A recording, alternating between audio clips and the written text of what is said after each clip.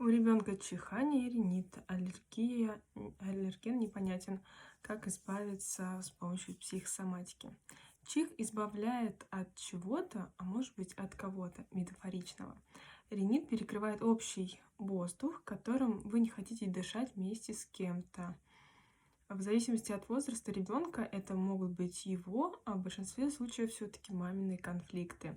Как проработать это, найти причину и исключить ее или изменить к ней отношение.